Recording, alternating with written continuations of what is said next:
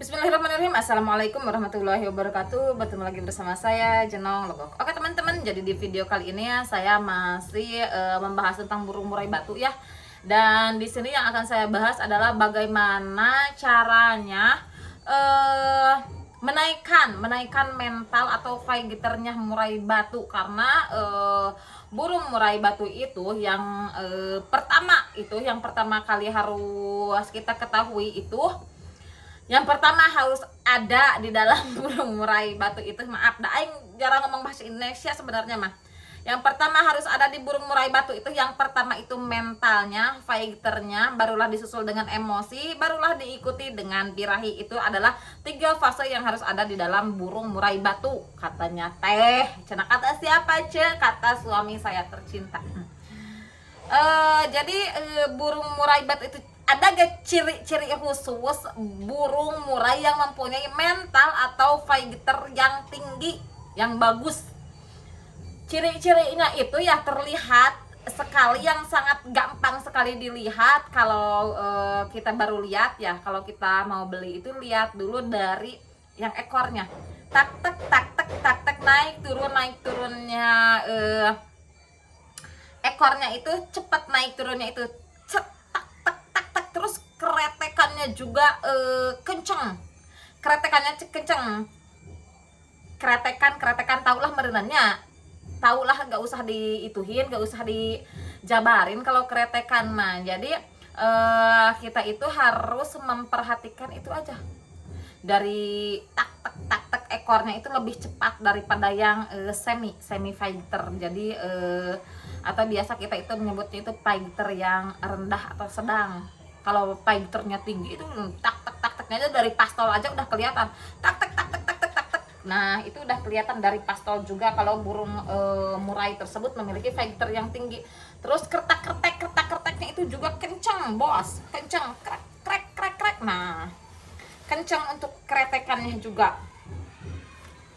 Terus itu dari volumenya juga, volumenya itu terlihat dari ininya ya, paruhnya tebal juga ya kalau burung yang volumenya tinggi itu. Terus dari tatapan matanya juga, kalau mempunyai mental yang tinggi, fighter yang tinggi itu tatapan matanya juga terlihat sangat tajam, setajam sirlet itu loh.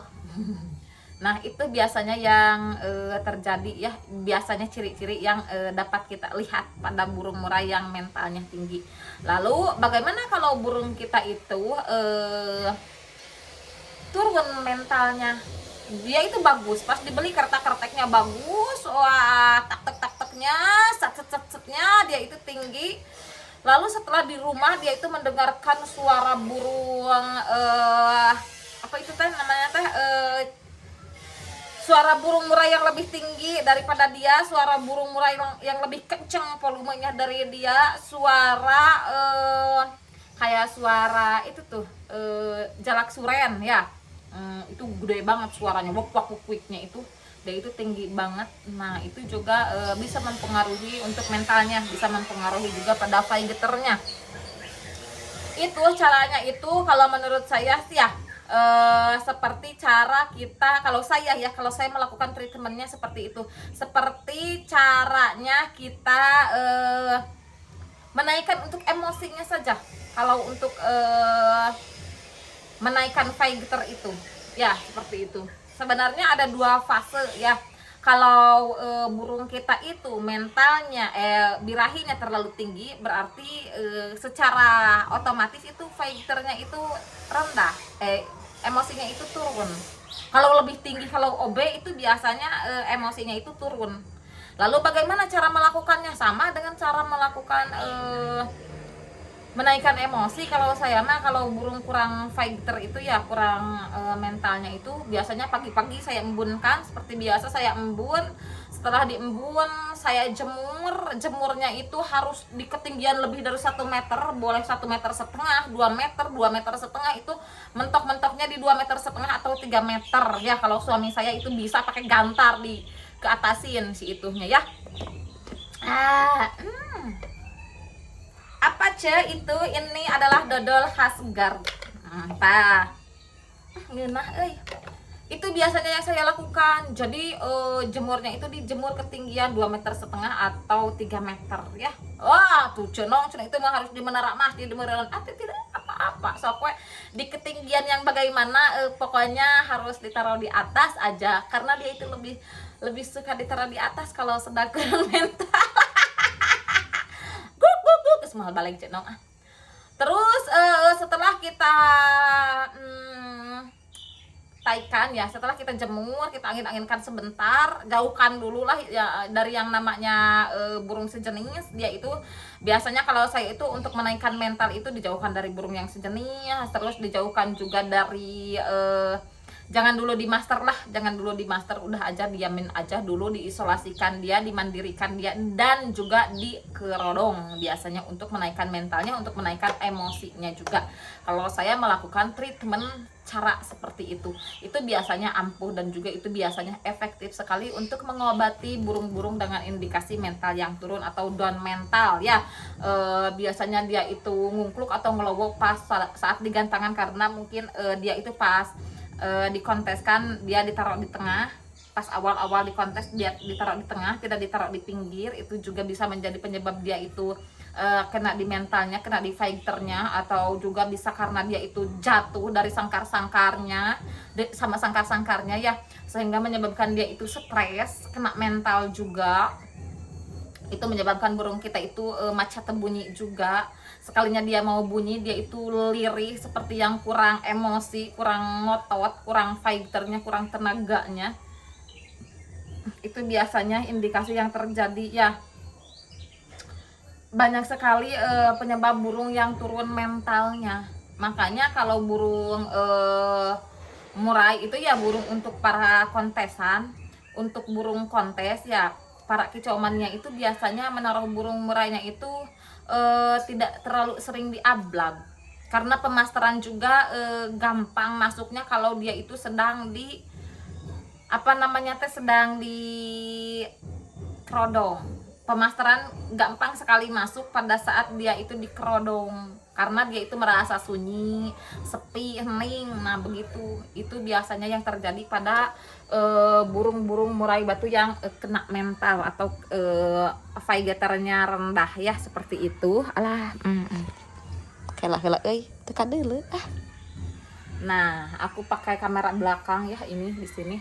Biasanya itu yang terjadi pada burung-burung yang kena mental. Itu biasanya tergantung juga untuk cara penyembuhannya, berapa menit, berapa jam, berapa hari, itu berapa menit, berapa jam, tidak mungkin. Berapa hari cenong untuk penyembuhannya, biasanya itu juga agak lama ya untuk cara penyembuhannya juga, karena burung kita itu harus dimandirikan dulu, harus dijauhkan dulu dari lalu lalang ya, jangan digoda-goda pokoknya untuk menaikkan mentalnya, untuk menaikkan fighternya. Jangan terlalu banyak digoda-goda karena burung murai itu burung yang cepat jinak, meskipun dia itu giras. Kalau sekalinya dia itu sudah ngadunungan ya, sudah tahu sama bosnya, dia itu jadi birahi sama pemiliknya, itu burung murai itu cepat banget jinak kalau menurut saya ya. Gak tahu kalau menurut yang lainnya mah. Saya berbagi cerita sesuai pengalaman saya saja. Jadi burung yang kena mental itu burungnya itu terlihat lebih murung. Dia itu tatapan matanya itu kurang tajam dan dia juga kurang agresif, kurang responsif. Bagaimanalah ciri-cirinya seperti burung murai batu yang kurang emosi aja. Cara penanganannya juga tidak jauh berbeda dengan burung-burung yang kekurangan emosi seperti itu ya. Cara penanganannya juga. Jadi kalau kita punya burung murai itu, apalagi punya 2 atau 3, itu harusnya juga disekat-sekat ya. Nah seperti itu. Tapi tetap aja kalau terlalu dekat mah suka ada yang kena ya, seperti itu. Mungkin nggak tahu kalau para kicau mania yang lainnya mah. Apalagi ada burung murai betina itu cepat banget, burung itu OB. Buat kalian yang pengen ngecas burungnya pakai betina, jangan terlalu dekat juga. Kalau bisa mah ya kalau mau ngecas pakai burung betina, cara cepat untuk menaikkan birahi, cukup di kejauhan aja sekitar 10 meter 15 meter, dah samar-samar juga terdengar sama burung murai. Makan dia mah indera pendengarannya itu memang benar-benar indera pendengaran alamnya, indera pendengaran hutan, gak kayak manusia bonge torek tuli kalau dipanggil, kecuali kalau panggilannya itu berupa uang dan bantuan sosial alias bansos. Nah seperti itu biasanya. Bagaimana cara kita menaikkan emosi aja, yaitu jangan terlalu sering jangan terlalu sering diketrek-ketrek, jangan terlalu sering dibuka kerodongnya. Kalau udah beres treatment, pagi-pagi diembun terus dikasih pakannya segimana cenong, tetap aja pakannya burung itu tidak bisa dipukul rata. Jadi kalian sudah punya takaran tersendiri mungkin untuk pakannya. Dan setelah itu bagaimana dengan cara mandinya? Mandi tetap aja saya tidak ada perubahan, saya tetap mandinya 1 minggu 2 kali aja. Tetap aja untuk burung yang kena mental juga saya mandinya itu mandi pagi saja. Nah seperti itu. Untuk pola penjemuran seperti biasa aja. Jemurnya itu kalau saya itu tidak terlalu lama ya, tidak terlalu lama dijemurnya, jemur tipis-tipis aja sekitar 15 menit 20 menit aja. Lihat kalau burung itu dari atas dia itu loncat ke bawah terus ngelantai, terus bulu-bulunya dibuka, bulu sayap dibuka, dia itu begini. Itu biasanya burung itu kelebihan di porsi IF ya, di porsi extra food itu kurangi aja, jangan terlalu banyak juga memangkasnya, paling pangkas 1 atau 2 saja itu juga sudah cukup. Kalau untuk takaran di burung murai ya biasanya itu udah menjadi sugesti umum, udah menjadi udah menjadi rahasia umum sebenarnya di burung murai itu. Kalau ngasih pakan jadi yang ganjil-ganjil 3, 5, 7, 9. Apa penyebabnya? Kenapa burung kita itu harus dikasih jangkrik di titik ganjil, di hitungan ganjil? Apa penyebabnya? Faktor utamanya itu apa? Ya kagak tahu sebenarnya mas saya juga. Yang jelas pada saat burung murai kita itu diberi settingan ganjil, dia itu bagus emosinya, mentalnya, dia itu birahinya jadi lebih stabil. Tapi ada juga burung yang memang biasanya ya rata-rata kalau burung yang mentalnya bagus, fighternya bagus itu adanya di burung-burung murai batu tipe panas. Dia itu kan suhunya sudah naik. Tapi ada pertanyaannya juga.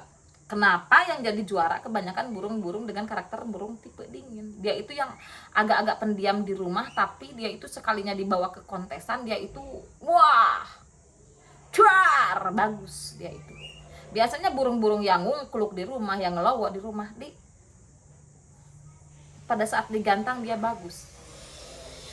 Itu juga ada ya, namanya burung kita itu kan nggak bisa memprediksi ya. Kalau di kontesan, kalau di gantangan itu yang pertama itu burung memang harus bagus. Sebagus apapun burung kita, kalau hoki kita lagi goreng patut, kalau hoki kita lagi jelek ya tetap aja. Yang pertama yang harus bagus itu burung, yang kedua yang harus lebih istimewa itu hoki ya. Oke, segitu dulu konten dari Jenang Logok untuk saat ini. Mohon maaf bila ada kesalahan, mohon maaf juga bila ada kekurangan. Wabillahi taufiq wal hidayah. Wassalamualaikum warahmatullahi wabarakatuh.